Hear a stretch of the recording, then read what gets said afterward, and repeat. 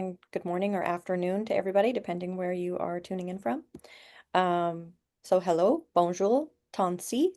That's the different languages that relate to my culture. Tansi is from Michif, which is the Métis language, which is hello or hi.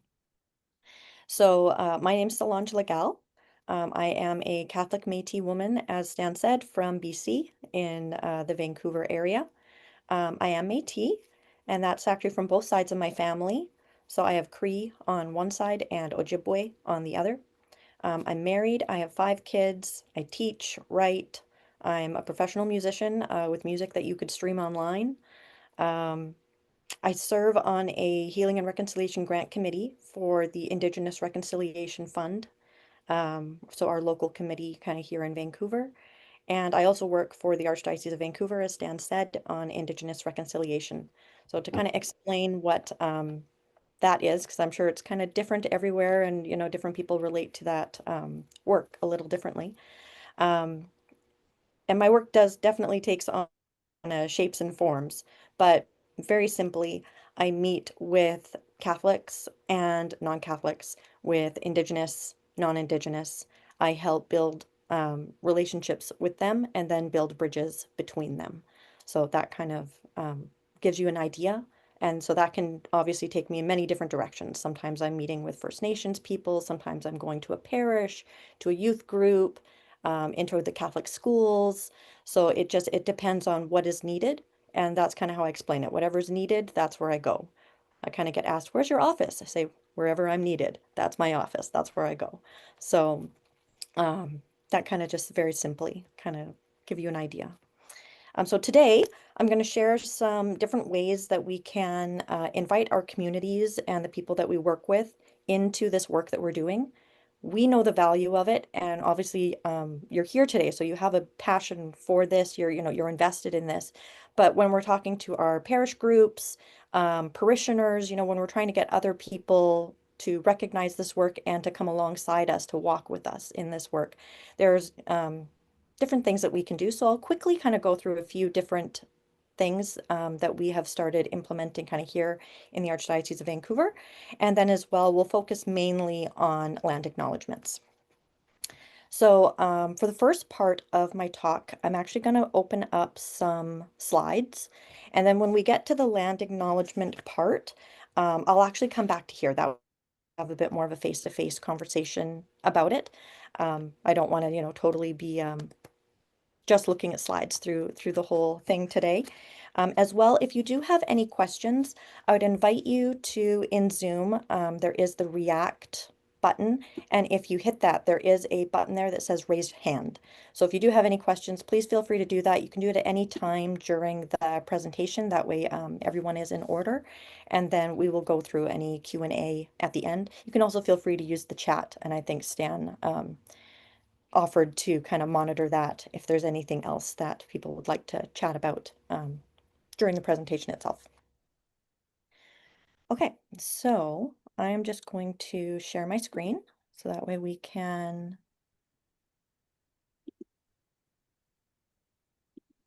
see the slides. Thomas already has a question. I'm wondering if we want to take that one Sure. from the beginning, or were you just trying the React button, Thomas? You're on mute, maybe? Yes, you're on mute. Maybe he was just exploring the button. So I think you can start, Solange. Okay. Thank you. Okay, can everybody see Yes. the slides all right there? Okay, so I'm going to start with an opening prayer. And you can say this with me if you would like. This is a prayer that actually comes from our archdiocese here that we're going to be distributing to parishes in just a couple of weeks. So, Lord and Creator of all, you are with us. We want to be with you. You know us. We want to know you. You walk with us. Walk with us. We walk with you. You embrace us. We want to embrace embrace you. you. pour your Pour Holy Pour the Spirit Spirit upon on us, us, that we may we receive may the your gift gift of presence, of presence, truth, truth, healing, healing, and and peace. peace. Okay, so I have a quote up on the screen right now. This is from Chief Dr. Robert Joseph from the Guatemala First Nation.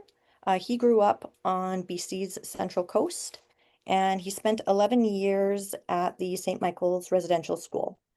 He now has many roles, and these are, I'm just going to give a short list. He has a very long list. So a short list, this includes Ambassador for Reconciliation Canada, the chairman of the Native American Leadership Alliance for Peace and Reconciliation, and ambassador for peace and reconciliation with the Interreligious and International Federation for World Peace. So that's just to name a few. So he has quite the credentials. So he has this quote: "You are a part of the universe, and you may not understand it. You may not yet understand your purpose, but we're still a part of this wonder. We all have parts to play, wherever we are in this jigsaw." Now, I'm going to bring up another, this is the same quote, but now with just a bit of a focus on reconciliation. "You are a part of the work of reconciliation, and you may not understand it. You may not yet understand your part, how you fit in, or your purpose, but by God's design, we're all a part of this wonder. We all have parts to play, each one of us needed and necessary, wherever we are in this jigsaw."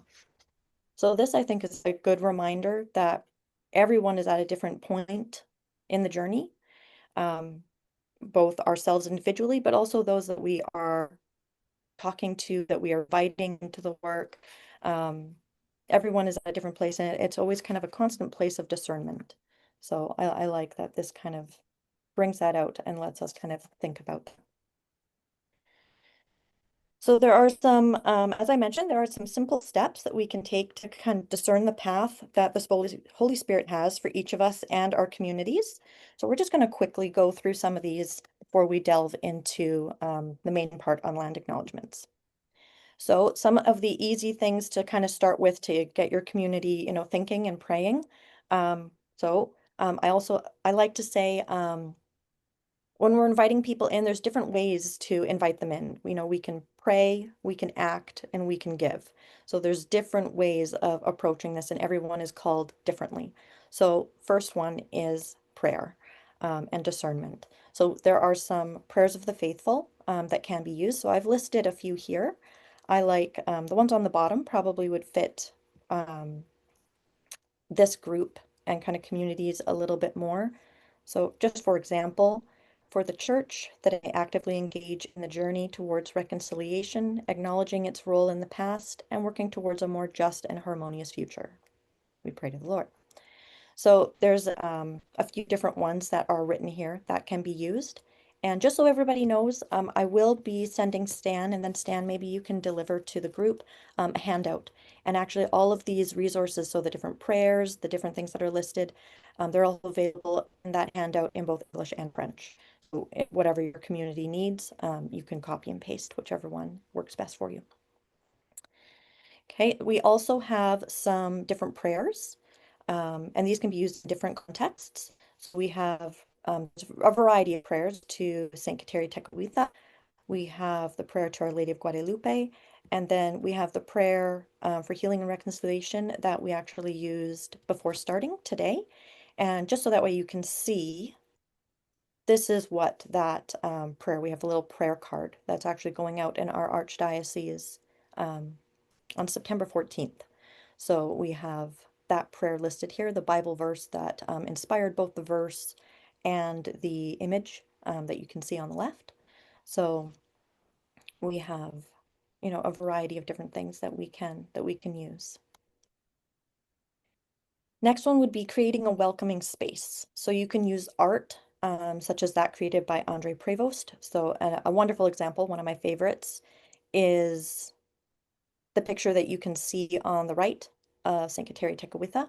So he has a few different saints and a different collection of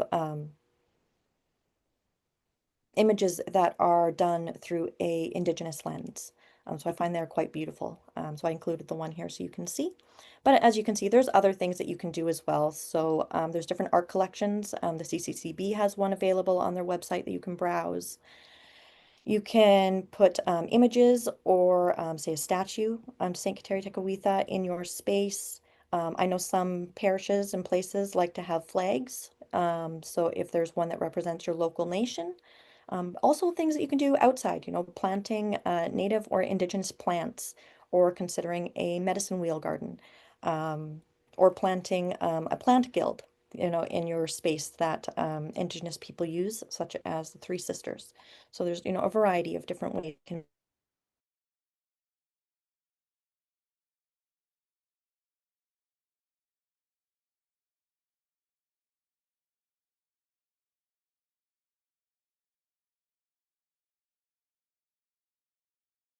all, aside from the listening to Indigenous voices that we're all familiar with, but the other ones that are here are actually all related to BC.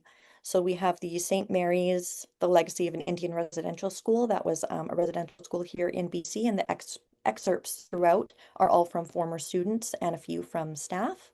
And then we have a few Catholic Indigenous elders that have altered that about the outlet, and with the bottom of the children's list. Another one that I like as well, for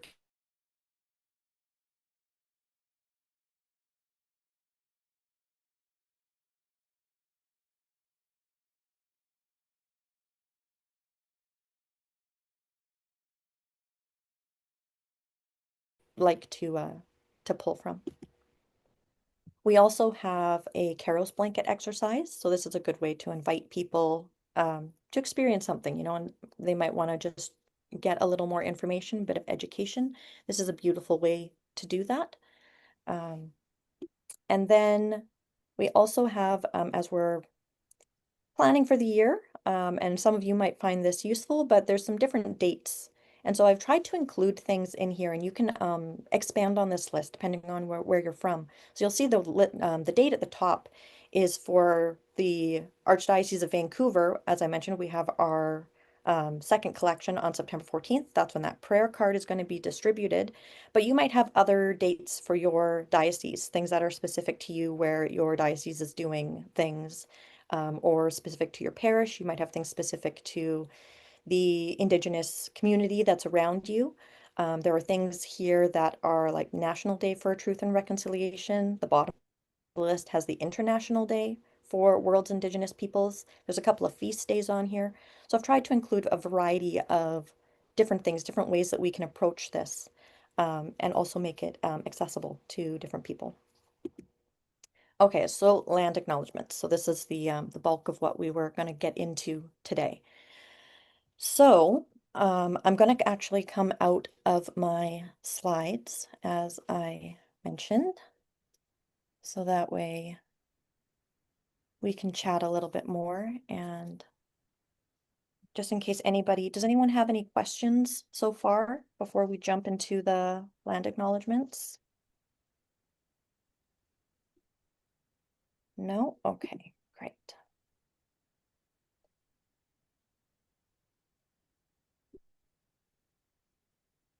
Okay, so we are all familiar, probably with a variety. We've heard variety of different land acknowledgements used by different people. So there is a variety of wordings, different vocabulary that often gets used. I can tell you for our archdiocese, we actually changed the wording of ours just over the last couple of years. The reasons for that was we found some of the wording that was in there, particularly the word unceded, um, was more of a blanket statement.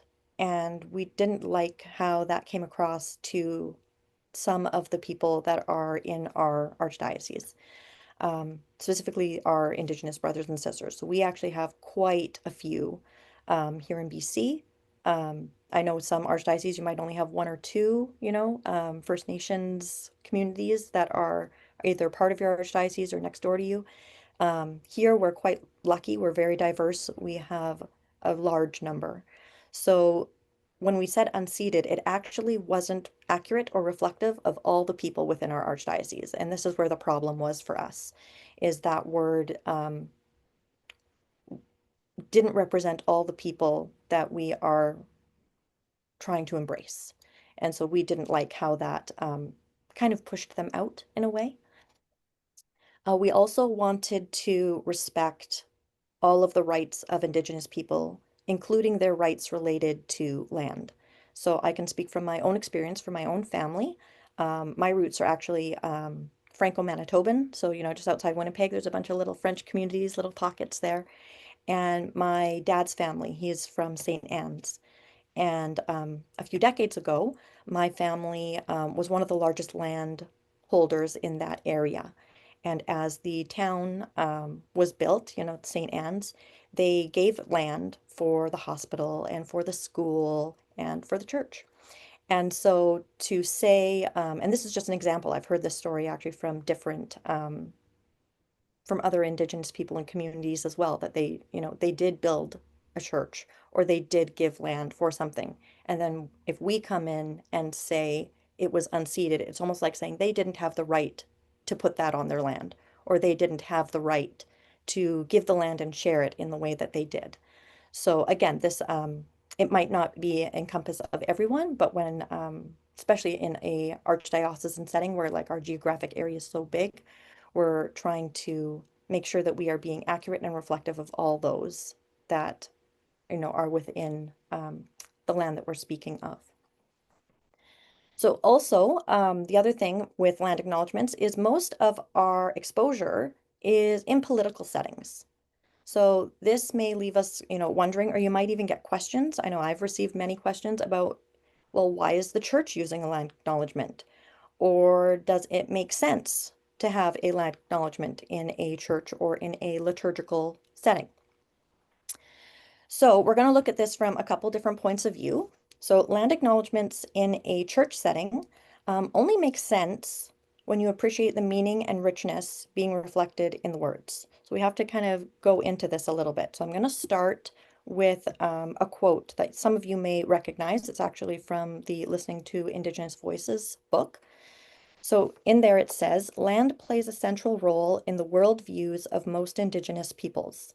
Land, however, is not understood as a piece of dirt, as real estate, as property, or as a resource. The animals, the plants, the mountains, the hills, and the rivers are a community to which one belongs. Now, one of the books that I mentioned, The Honor Drum, that's by Cheryl Bear. She's also a local Indigenous woman here in BC. Um, she has a quote as well from her book that says, Creator gave us land not to own, but to watch over and to care for. And this makes our land a sacred place. Creator is made known and revealed through creation. So from both of those quotes, we can see that Indigenous people have a strong sense of connection with the land and with all of creation. It is part of their community and their identity. Now, the same understanding that we just reflected on from, Indigenous point of view, we can also see it was part of Pope Francis's encyclical Laudato Si, specifically number 146. It states that land is not a commodity, but rather a gift from God and from their ancestors who rest there, a sacred space with which they need to interact if they are to maintain their identity and values. Furthermore, in Catholic theology, specifically theology of creation, the creation of land, along with all of creation, is understood as a divine act of love and goodness, stemming from God's free and intelligent will. Creation is a gift from God the Creator to all peoples, and we humans are tasked with stewardship and flourishing within it. So the Indigenous practice of respect for the land is a beautiful tradition that recognizes land as a gift. And when we acknowledge the land and the people, we're not making a political statement. Okay, I want to emphasize that. We're not making a political statement. We are recognizing a mutual spiritual truth that unites us and draws us into deeper understanding of God, our Creator. So this is something that both Catholics and Indigenous people, something that we both have a deep understanding of and that we can relate to each other. So this is actually something quite beautiful um, that we can share, that we can, support each other in. So I have some different examples of land acknowledgement. Solange, sorry to interrupt. Would you be open to a question at Sure. this time? I think Teresa had a question. I don't know if she still does, but I am kind of concerned why in British Columbia, which you wouldn't use the word unceded, because it seems to me that the basis of the problem when they got to Canada after they did land acknowledgements on Vancouver Island, and then when they got to Vancouver to the mainland, the governor at the time said, "This is just too much work, and I'm not going to do it anymore."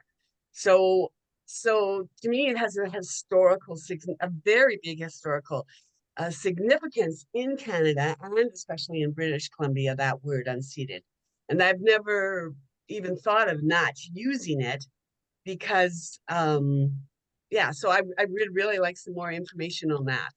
Thank you. Yeah, so we did use it for quite a while for that very reason, that historical context, and it did seem appropriate.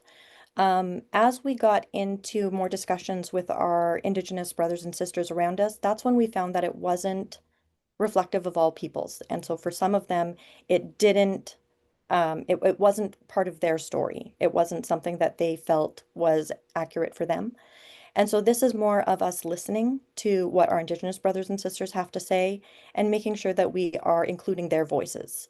But that doesn't mean that you have to do that all across BC because we work very closely with our Indigenous groups in the school system, not so much the church, but in the school system, and they want that word.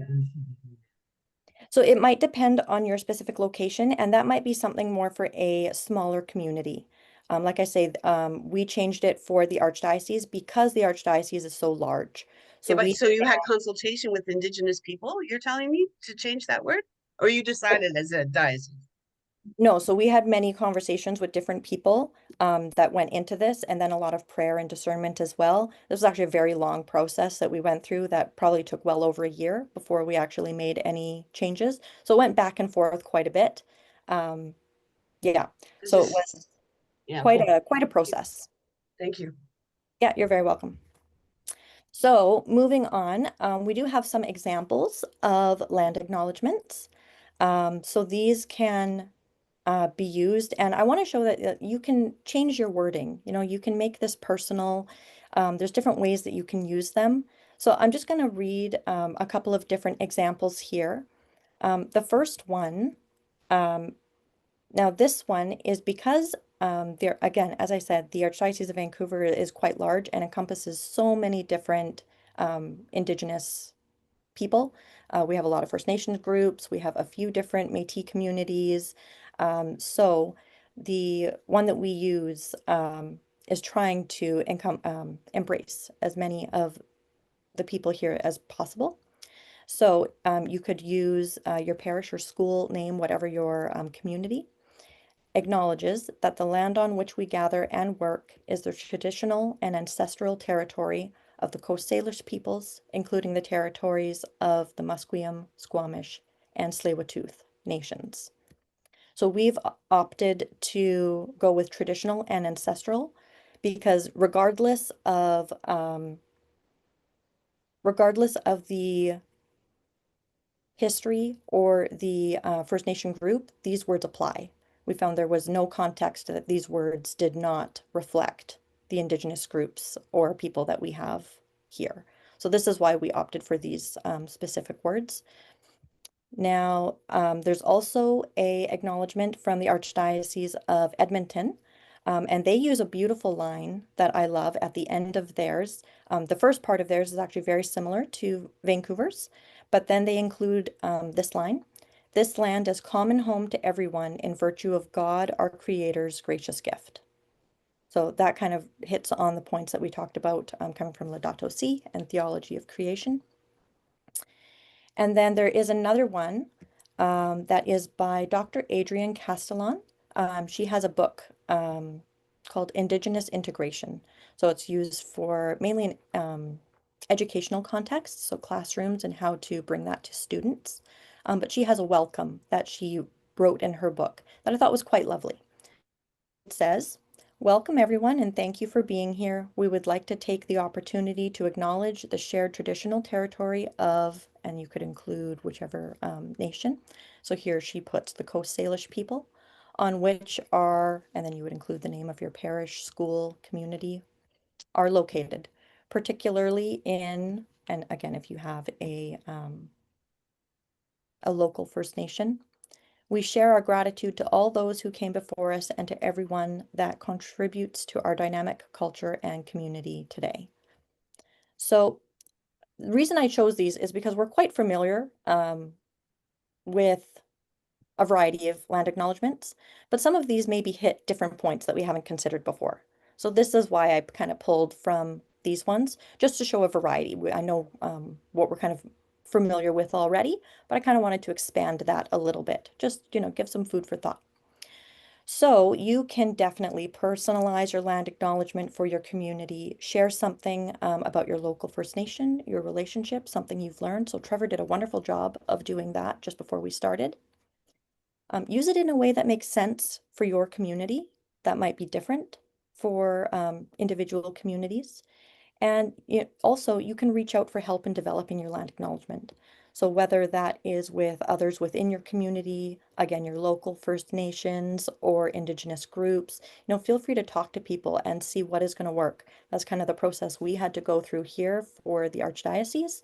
And I encourage you to do it because it really helps build the relationships with the people that you are working with and that you are trying to, this healing and reconciliation that takes two sides, that takes, two people.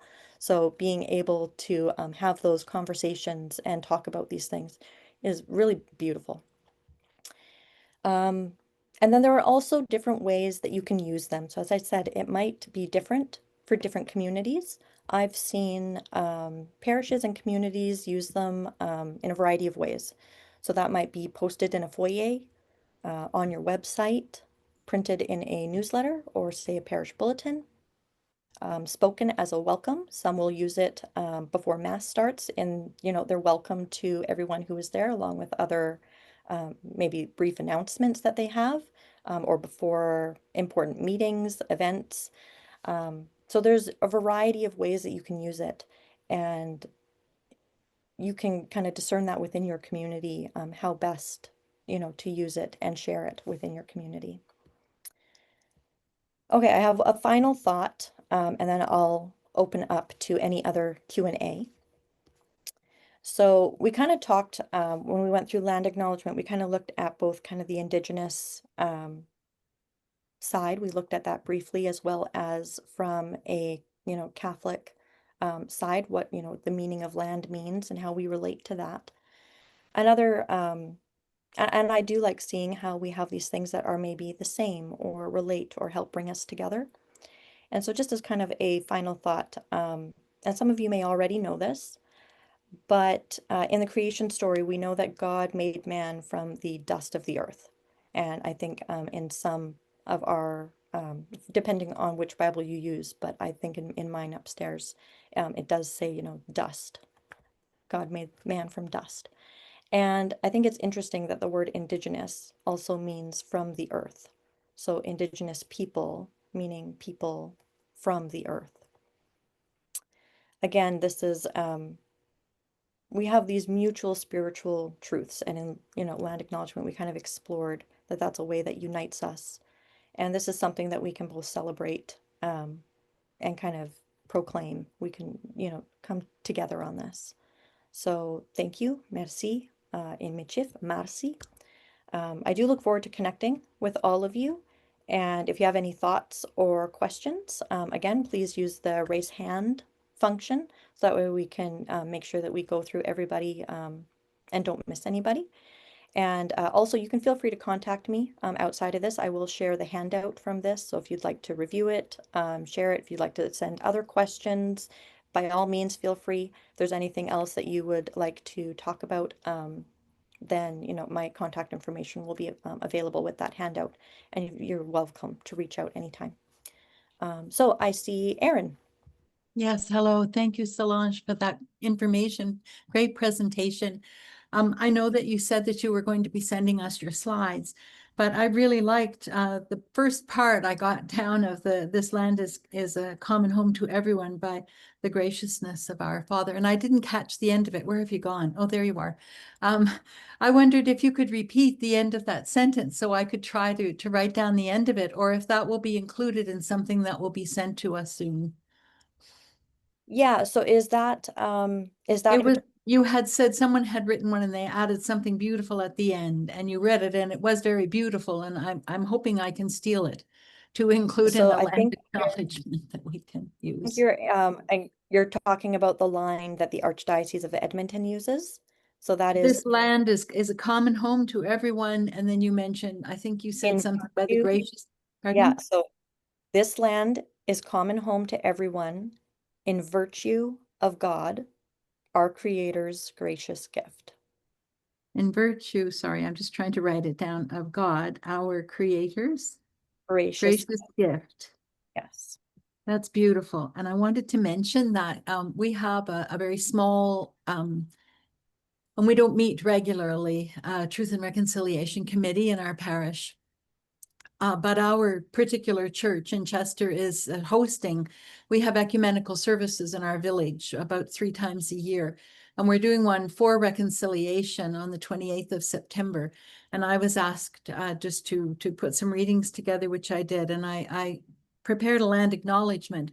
And this group is my resource. If I wondered if I might read it to you, because I would really appreciate feedback from you, from any of you on it. I'd like to know. It's not very long. It's just a paragraph. May I do that? And would you be kind enough to just let me know if something is missing or shouldn't be there? Of course. Yes, Thank please. you. Okay, so I'll just say, we begin, this is the beginning of the service. It's a United Baptist, the Anglicans, and us, the Roman Catholic Church. We're in one little corner of the village. We're all together, and we do these ecumenical services, and I'm very happy about that. But this says, we begin by acknowledging the traditional territory of the Mi'kmaq people upon which we gather this morning. Archaeological evidence has shown that for at least 13,000 years, the Mi'kmaq have lived on this land. They have been its stewards and sought to walk gently on it. They offered assistance to the first European travelers to this territory and shared their knowledge for survival in what was at times a harsh climate. We seek relationship with these, the original peoples of this unceded land, a relationship based on honor and deep respect. So that's all we have for it, but how does that land? How does that land acknowledgement land in your hearts? That's what my question is, I guess. Yeah, I think is quite lovely.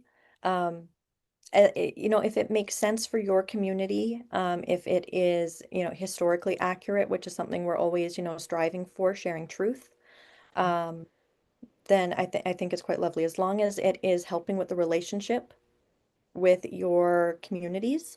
So whether that's, with the individuals, just in your parish, outside of that, you spoke of your ecumenical community. Is that helping with your relationship with your Indigenous brothers and sisters? So we have all these different layers of community. So I would look at each of those. And if that is helping with those relationships, then, I don't see anything against using it. Again, I always like to know that it is accurate for the people. So again, just the word unceded, that would be the only one I would question, just to Yeah. know that it is accurate and reflective of the people in your area. Mhm. And you might even want to run that by some other, have some other conversations with others to make sure that that word is being used appropriately, within your context. But aside from that, I thought that was beautiful.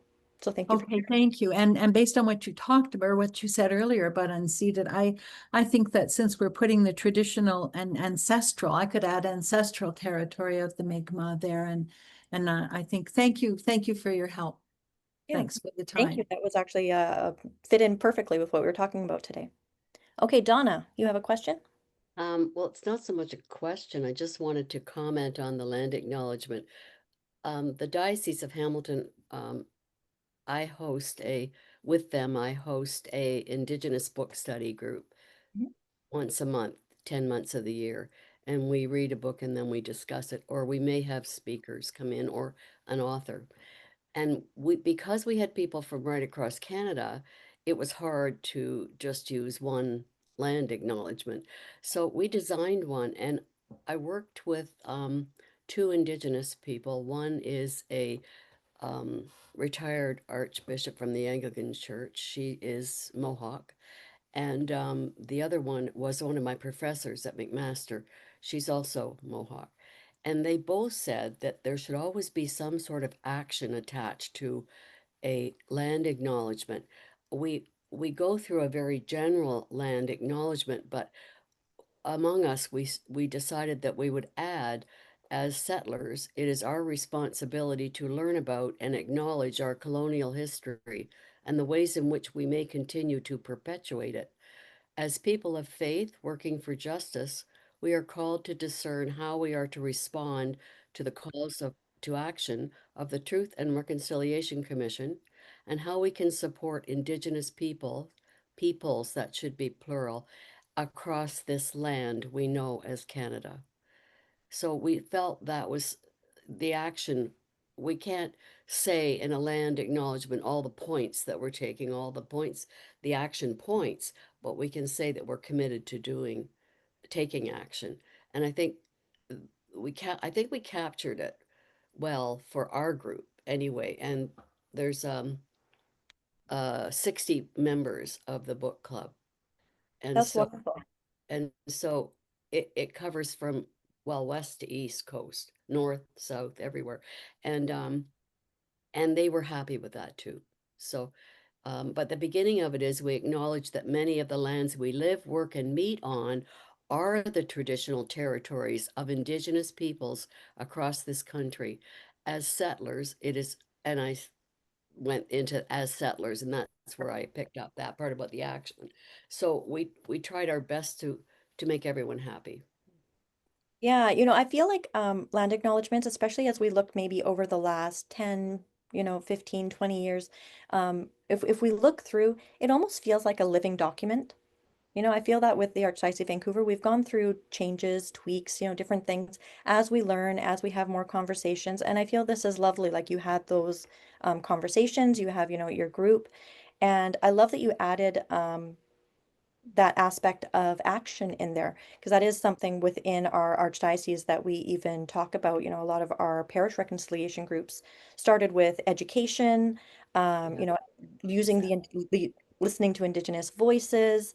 Mhm. But now we're trying to shift that from not just the education piece, but now into action. So what St. Paul talks about, you need words and action. These need to go hand in hand. They're two sides of the same coin, and one without the other kind of it doesn't really work. So I love that you include that there, and that is another great example that we can show that you can make this personal, and you can change it for your community. How is it going to work best for what you're expressing and what you're doing for your community? Again, thank you for sharing. Well, Stan, thank you your hand so is much for raised. what you're educating us here, and I appreciate that. Thank you. Very much.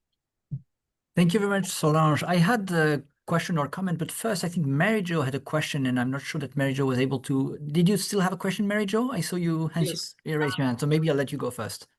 I would just ask if you could post online some copies of land acknowledgement statements that we could go back to our parish groups with in order to refine what we're doing. Yeah, so Mary Jo, I already have your email, so I'll make sure that I actually send it out to all of the parish groups in our archdiocese, so you're already on that list. And again, for everyone here, I'm going to share the same document with Stan. And again, there will be the English translation of the prayers, the land acknowledgements, and French versions of the prayers and land acknowledgements. So again, just depending on where you're using it or what you're wanting to do, you'll have a copy of kind of everything we went through, even some of the stuff that you might have seen in the slides. I didn't read out everything, but there was, a little bit more information, and some of the prayers I didn't list, but I do have them fully listed. the prayers themselves. So again, everything is there and just kind of ready to pick up and use. So hopefully that'll be helpful. Thank you. You're welcome. And my question or comment was on the potential parallel between, saying a land acknowledgement and saying grace, in I guess in the Christian culture and maybe in other religions too. Do you have any thoughts of how these two can compare, and maybe are not fully comparable, of course, but the practice of saying grace at the beginning of a meal and the practice of saying a land acknowledgement before a meeting? That's interesting. I hadn't really thought of the connection of those two before, but now that you pointed out, um, it's interesting that, again, like we say, there's these things that we share, and I think with multiple, different cultures, many cultures have something that they often say before a meal. Again, this is a way that maybe unites us with others around us. Um, and even in that context, like you could, depending on your setting, um, often when we have, I say, for example, um, everyone goes down to the church hall for a meal, following mass, and usually someone will come up and say grace. You could potentially have your land acknowledgement and grace, go hand in hand. Again, those are things that, we're opening up to a celebration together. We're, opening up to a meal. Um, I love how with a meal, if I pull from Jewish culture, they would talk about measuring of salt.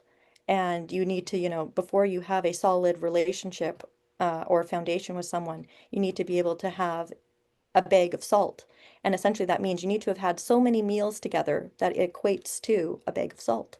So I find that, it's kind of fascinating, these things where it's like we're just adding a little salt each meal, a little, each conversation, each little thing, we're kind of building upon what we did and, getting to the place where we have this relationship that we can share, with each other and support each other.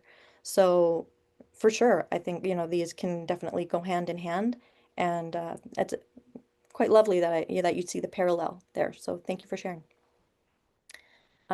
Teresa.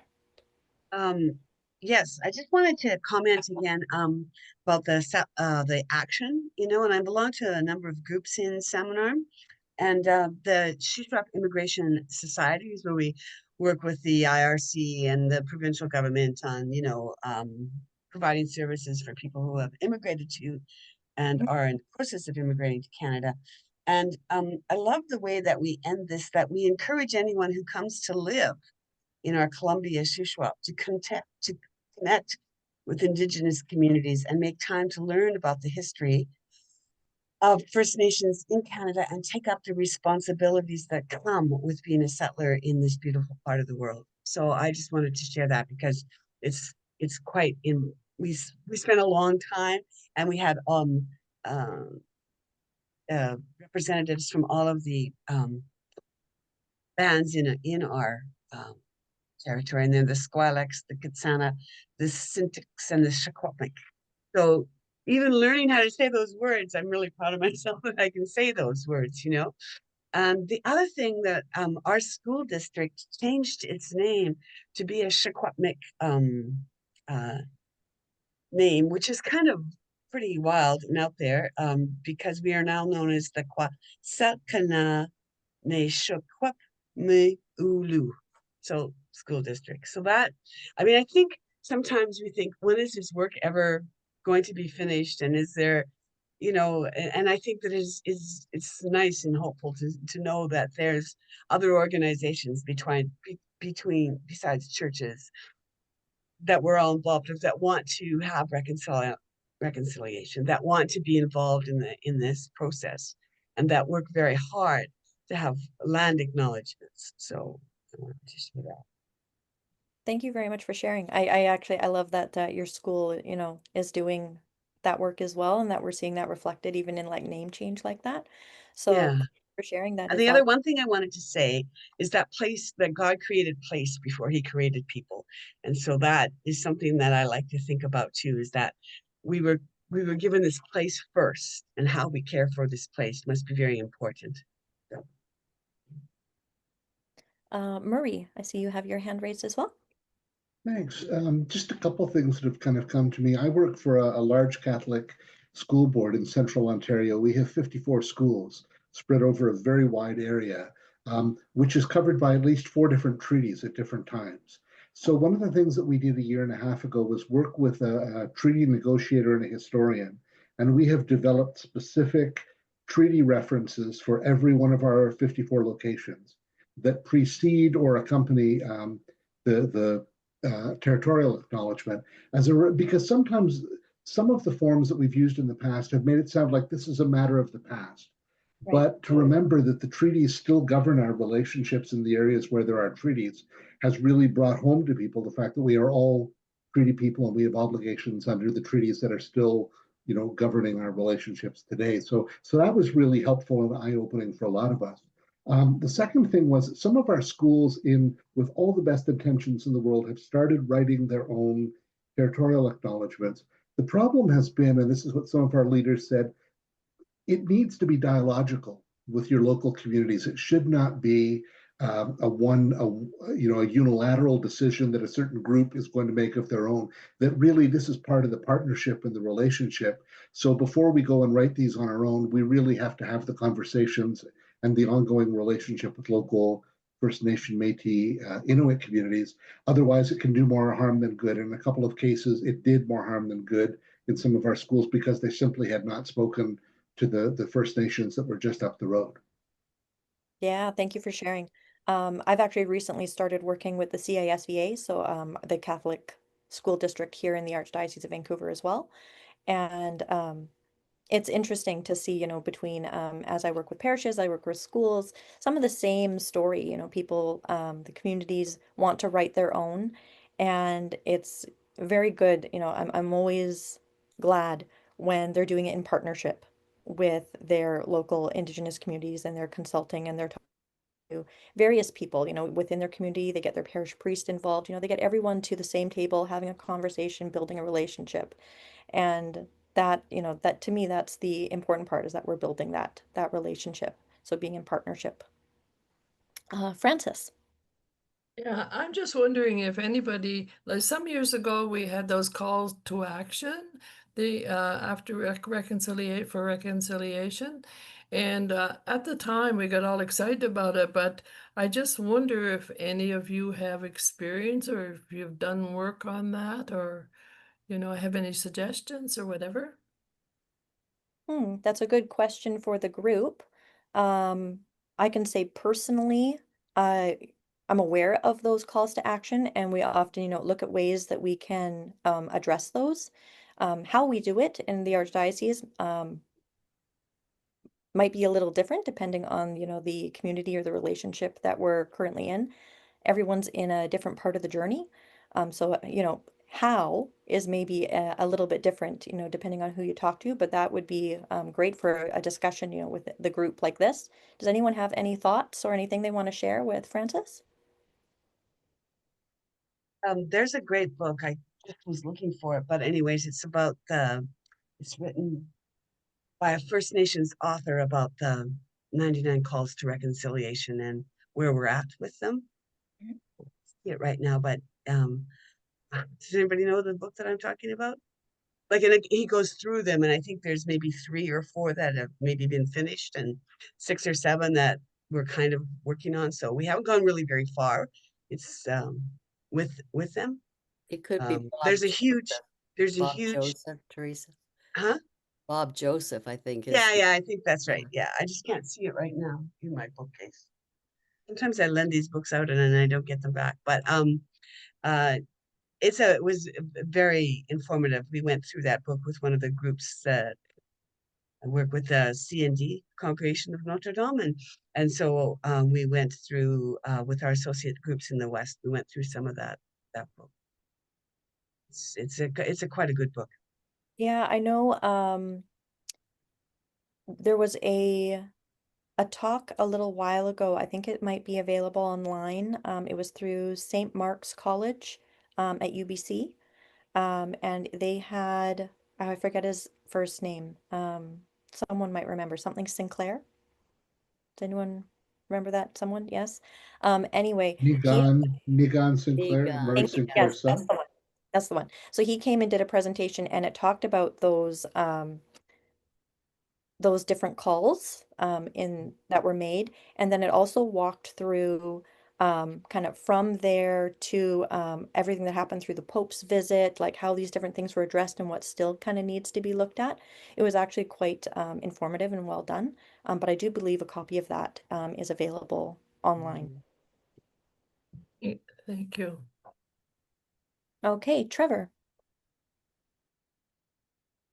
Unmute. Okay, I'll have a few things to say on behalf of the forum later when we end, but this is a personal question for me.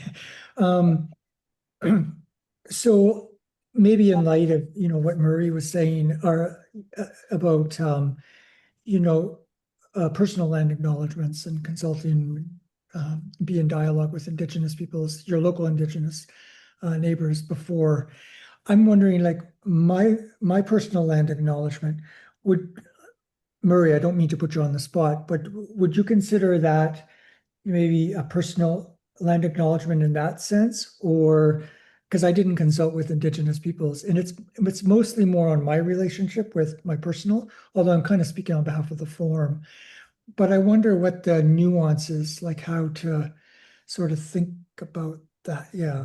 My sense from those conversations was that the folks that we talked to said it needs to be grounded in a real living relationship. So, each one of us needs to look and say, okay, do I have a real living relationship with, in Indigenous communities, Indigenous people, just so that I think the idea was so that it wasn't just theoretical, that we weren't developing these kind of in isolation, but I'm sure in the work that you do, you're grounded in those relationships, and everything that you're saying is growing out of those relationships. So I don't think that's the issue at all. I think it was just some of the schools were doing this on their own, and even though there was a First Nation community 5 miles down the road, nobody thought to actually call and ask them, how do you talk about that relationship, or what would you like us to say? They just emphasized that it needs to be part of that larger strengthening and healing of relationships. So wherever possible, reach out to and talk to your local communities.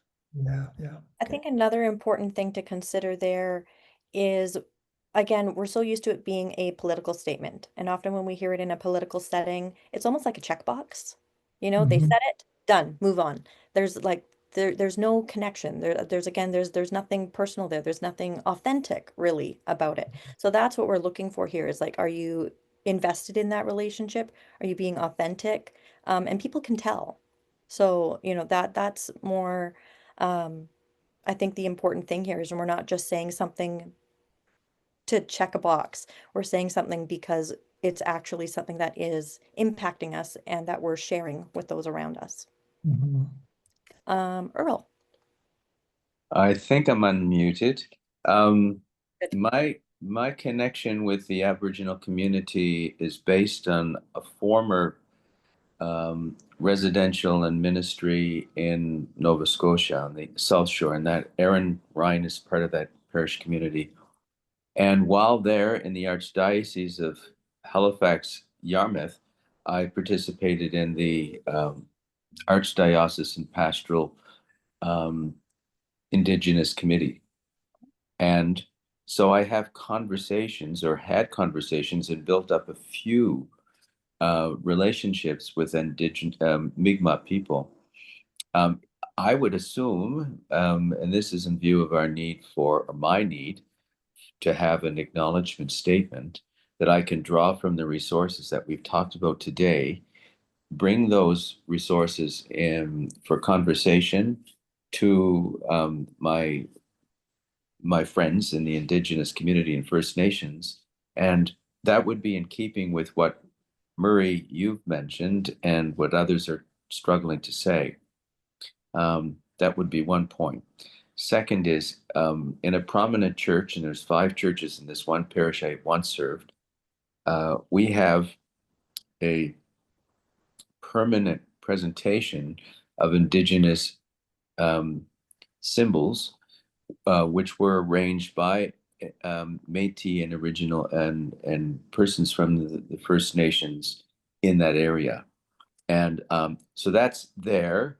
It is prominent. It is for viewing, and it helps in a very subtle but real way to inform our parishioners about including our notion of community, including First Nations persons in our notions of community.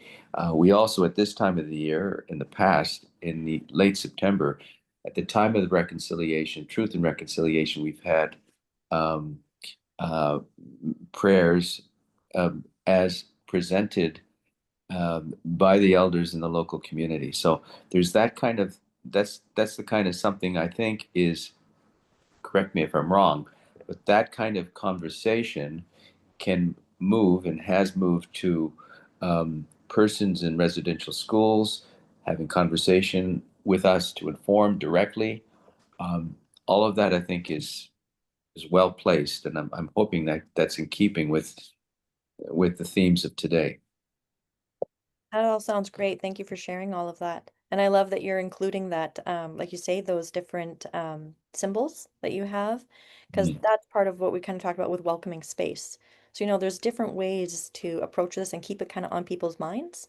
Yeah. I find often, we have some parishes or some groups that, they're, I find this maybe more a little bit more with youth groups, but it's kind of a hot topic, and it gets a lot of attention in September around Truth and Reconciliation Day. And maybe later in the year, when there's another in June. Um, and so like these things kind of they pop up, but then they go away. And so when we have these reminders, we have our land acknowledgement posted somewhere where they can see it or it is spoken. We have these prayers that we're using that bring us back to, oh yes, this is, when we have those little reminders, it keeps people in prayer, it keeps people thinking about it, and then it keeps it ongoing. It keeps that work moving. It also then opens the door for the Holy Spirit to, call them into what they're being called into. So we're kind of providing with these different things with our land acknowledgement, our welcoming space, our prayers, like all these different things that we're offering. It invites the Holy Spirit into those places for those people to find how they're being called into the work. So that's kind of where I always feel is the most important thing. How are we inviting others in? How are we opening that door? Thank you. Nicole? Hi, thank you so much. I apologize. I'll make this question quick. But I am quite involved in the university setting. So I'm involved in the Peace and Conflict Society at my university. And we've really noticed that, again, how we're talking about land acknowledgements just being sort of a box that needs to be checked off, as it's sort of a board decision that the land acknowledgement needs to be included within a written syllabus. But a lot of the times professors are not even reading out the land acknowledgement. So that's something that we've been trying to navigate and how we can advocate for sort of educating lecturers and professors on the importance of that. So I guess my question is, we're collaborating with the Indigenous Student Services, but is there sort of like a line or something to be aware of just as a colonizer, as a settler, to not overstep a boundary while sort of navigating any kind of like social change?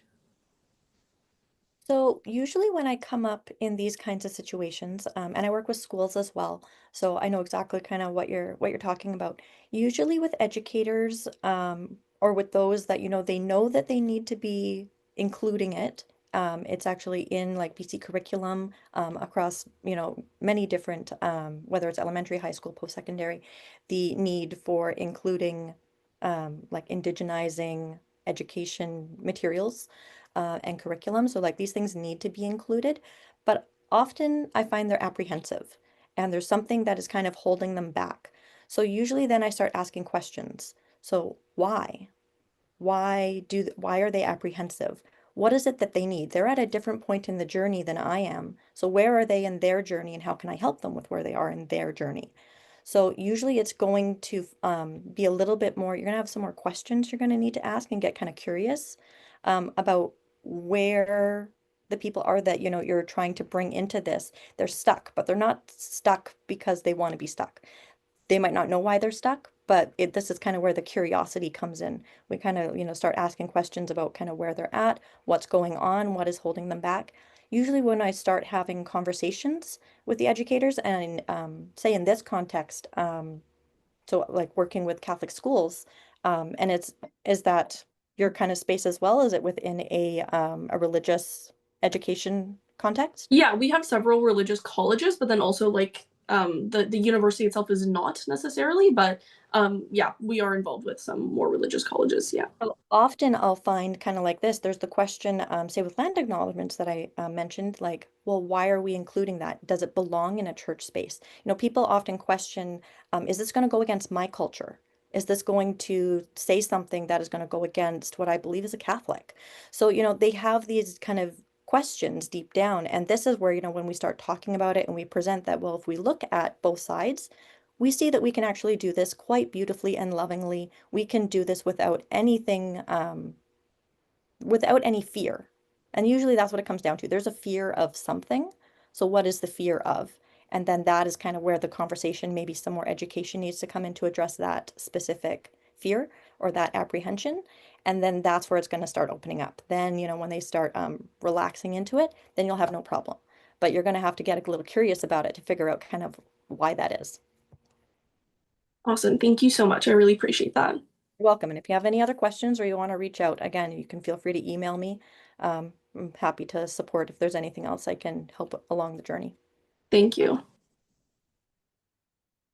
Thank you so much, everyone. And thank you so much, Solange. It's actually already 10 past 2. So we said we would make shorter meetings and limit them to an hour, but I think we just failed today. But it was very interesting, and I'm glad everyone had questions and comments.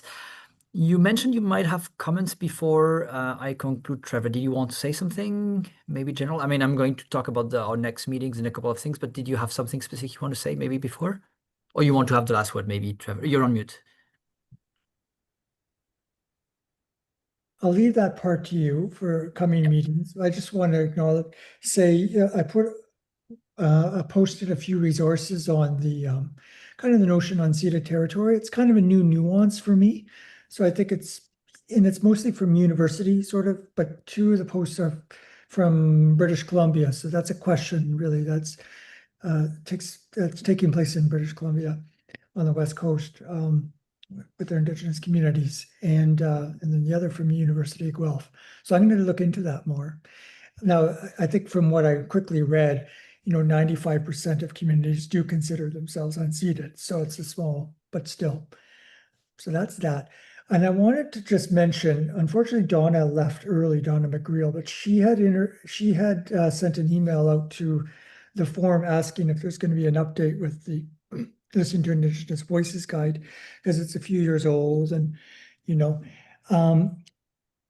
at the moment, no, but that doesn't mean no. I'm going to have a conversation with Novalis and see, because it's a lot of energy, going, for second edition. It would be like a new project to update it as another guide, like a second version or something like that, or a second edition.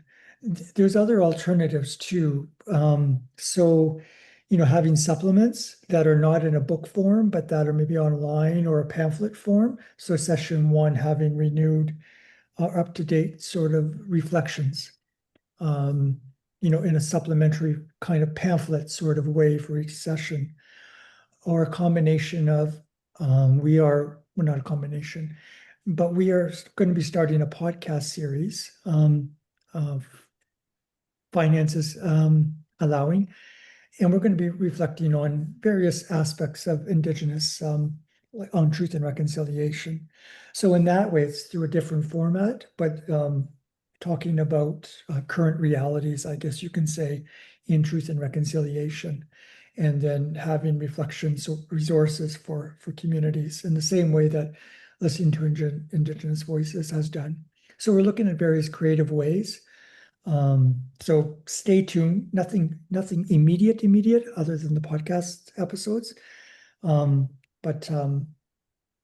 Yeah, so stay tuned for that. I wish Donna was here because it was her question, but I'll write her back. And we did have the open space on the use of the term genocide by the Pope, and we also had that reading forum with Niga and Sinclair, and many of you are actually attended. And I think these are kind of nice complements. They're not exactly in the same structure than the LTIV guide, but they're obviously things that we do and try to compile on trying to move forward in truth and reconciliation. And so talking about that, so as you might have all received in your mailbox, our next 2 meetings are devoted to training. And so first one on training on facilitating circles, and that's going to be October 8th at 3:30 p.m. ET. And the following one on how to organize LTIV sessions, so taking even more perspective in how to, practically organize things on November 6th at 1:30 p.m. ET. And so on both of these, I mean, some of you are actually already quite well experienced, but you would be welcome to join and maybe give some input. You might have questions, you might have comments you want us to include, so feel free to email us in advance as well. And of course, invite anyone you could think could be interested, because this group is great, but obviously if we have more people who are trained in facilitation, in organizing LTIV sessions and so on, it's all better. So if you have people that you know who may feel a bit like too new to join our group yet because they haven't been trained, this is the opportunity, right? And just to say too, Stan, to cover, it's even for advanced people or experienced facilitators, it's key, because I think one thing that has come up is we're aware that,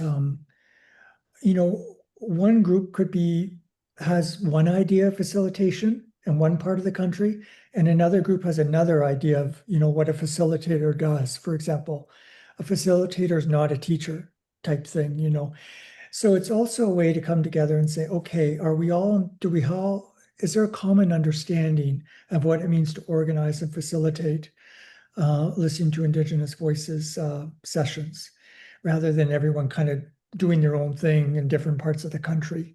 Because that has been brought up. Like, is there a standard, a common understanding? So I think it would be very good for experienced facilitators as well to share ideas, and, we never did it that way. We thought we were supposed to do it this way type thing, so yeah.